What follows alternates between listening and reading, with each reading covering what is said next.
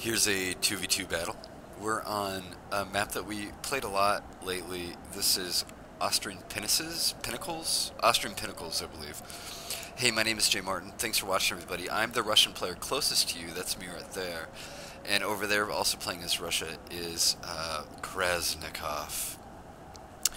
And we are hanging out, and over the course of the afternoon, we played this map a few times. And this is a great map to play Russia on because it has a cold effect, which is kind of the same thing as the heat effect on pyramids. But the Russians are resistant to cold fatigue, so we're playing Russia. And if you've watched any of my battles, you probably know that Kraz loves the Russian melee work. And so this map is awesome if you want to do some Russian melee action, and that is exactly what happens in this battle. So that's what happens to us. We're on the left side, opposite us, playing as GB right here. This is It's Brittany, bitch. And then playing as France is Blue Jackets. And I believe Blue Jackets was rated 8 or 9 stars, and It's Brittany, bitch was rated like 6. So these are actually pretty quality opponents. And what we are trying to do, and what they let us do, is we want to rush our troops up to the top of the hill. And what's kind of interesting is this whole map is a hill. Like, this entire map has slopes on it. There's not exactly any flat part to it. So we're just rushing our troops to the front of the map. And one concept is that when you want to go in for a melee charge, it's really important that your troops are fresh, or, you know, maybe winded or whatever is the next step. But you certainly don't want your troops to be tired when you go in for melee work. So what we want to do is rush our troops to the top and then rest them. And then once we have the top of the hill secure and we're rested, then we'll get in there for some melee work. And this happens, it seems like this happens to us a lot on this map, but one opponent will run over and they'll like camp on the slope of the hill. Again, this isn't really, I don't really recommend this because, again, the whole fucking map is a hill, and so if you just stay over here, then we're going to be fighting downhill the whole way. You know, the only problem is that they're requiring me. So Kraz is there, and he has a clean line to his opponent, and my opponent is running away. So I'm having to run my guys over to engage their guys, and we spend the first, 10 minutes or so of this game just trying to get our guys over there. And I didn't really notice anything peculiar about their builds. They brought lots of light infantry. Oh, the build that we're using, I think we're both using the same thing. We have 2 Jaegers, which frankly I'm not a huge fan of. I don't really know how much work they did. We have 2 Jaegers, we have 2 militia. There are 4 Lifeguard of Foot and 4 Musketeers. We have 2 of the, where are they? The unique Grenadier unit, Pavlok Grenadiers.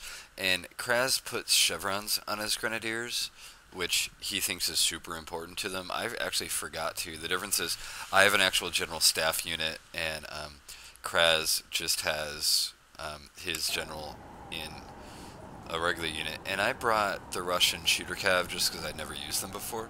I didn't know that Russia had shooter cav because I never really played them before. So that's what I got. So there's a little difference in our build. Sorry, my dog's running around in the background if y'all can hear that. So anyway, they get their camp on, and they're going to form, the kind of the hinge. And the French guy is his cav way on the left here. Not really concerned about it. And you can see Kraz, his guys have rested up to fresh. I'm still trying to walk my guys around. And so Kraz is going to start his assault. And this game, at this point, gets pretty epic. Kraz wanted to call it the game of the week. He had a great time. And, dude, I tell you what, once you just start, fuck it, melee charge people. I mean, it's fun. It's really fun. The French guy moves up. Let me slow down to play here. Maybe I get some good action here. And here come, and so the French guy is running up, and he's just taking shots from the Jaegers there, and those are militia here. And here come Lifeguard of Foot. Here come Lifeguard of Foot with the militia leading the way. And here's some epic shit. Here come some Lifeguard of Foot, bayonets down, and they're just charging into the Swiss unit, and they just crush them. I mean, I think Kraz said he did like 30 casualties on impact of these charges, and here come the here come the Special Grenadiers. Dun dun dun. There go the other Special Grenadiers. Here they come. And I know there was a thread on the TW Center forums about how Grenadiers suck. Here you go. Here's how you use Grenadiers. You get on Austrian Pinnacle and you get in there. And those Grenadiers are going to do some serious damage. The French guy kind of mass charges Cav over here. Maybe not the best use of him. You know, whatever. Back over on my side, I've got my Jaegers into a firing position against this guy's lights. Is that me? No, that's not me. That's Kraz going in again. And my direct opponent was the British guy, but because the British guy like camped so hard, I wound up having to fight a little bit of the French guy. It doesn't matter in the end. I mean, Kraz always gets more kills than me, but you know, whatever. My guy advances some rifles, and here comes my first melee unit. And I actually have a series of 4 units there that I send into melee. And here they come. I'm waiting for these units here to get rested. And my unit is going to crash right into this Lightfoot. Oh, he runs. Oh, that's right. He actually retreats. So I just continue on to his Swiss foot right there and crunch. It's so satisfying. It's really satisfying. And so anyway, I'm just charging 4 guys. Back over on Kraz's side, he's got his cav involved with the French cav, and you can see that his infantry is just one by one just mowing down the French guy's infantry. Over on my side, my melee attack is in full swing. And I actually fucked up here. I forgot. There they are. My Grenadiers are sitting back there not doing anything because, frankly, I just forgot about them. So the melee action is going here. I think if I was the French guy, I gotta give some sympathy to him because his British teammate, or I gotta give some sympathy to a Blue Jacket there because it seemed like It's Britney bitch didn't really do a whole lot. Didn't do a whole lot at all. And my guys over here finally rested, so I'm sending them in. And here comes the second half of my melee work. And my side would have gone much better if I'd have actually got my Grenadiers in. Kraz has completely routed the French guy's line. And Kraz's cav infantry is now following into their rear, where most of the British guy is. And what's kind of tricky is I don't do a whole lot of melee heavy builds like this, and so the first couple games I really learned the hard way that controlling units in melee, you really have to be on your toes, because if they rout a unit, you want to get them moving on to the next unit ASAP, and that kind of requires a tricky eye, because you know, if you're zoomed up, like something like this, it's sort of hard to distinguish between the flags. We've broken the first unit on the right side of my guy, and I'm sending my units back into the middle, and my next wave of units is finally getting in there. Again, I'm still not moving my Grenadiers, but I guess it's not really relevant. Is the French guy totally dead? The French guy has a couple cav left, but Kraz has completely routed this guy. I mean, in epic fashion, too. I mean, we're not wasting any time with bullets. We're just getting in there with the bayonet. Alice! Oh, my dog is going crazy. It's over there. Go get your ball.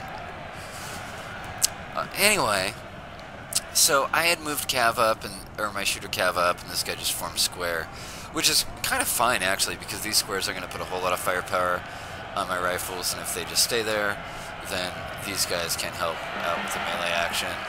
I get, about this time, get my Grenadier units in, and once my Grenadier units are in there, then I'll be able to route these units pretty quickly. Kraz is the momentum of his charge is just continuing to go down.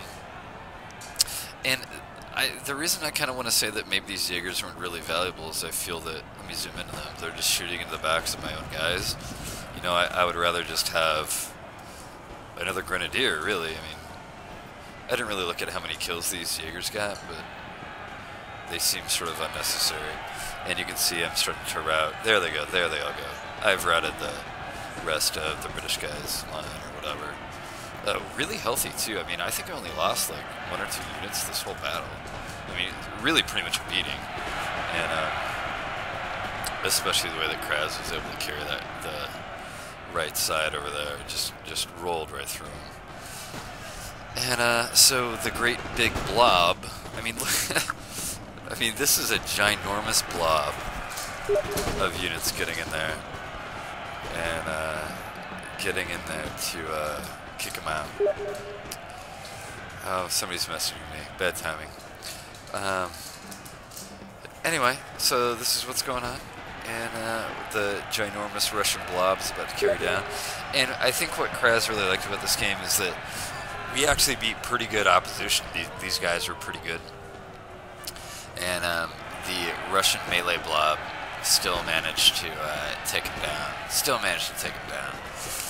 So, hey, I want to say great game to Blue Jacket and It's Britney Bitch for playing with us. And Kraz, love playing with you.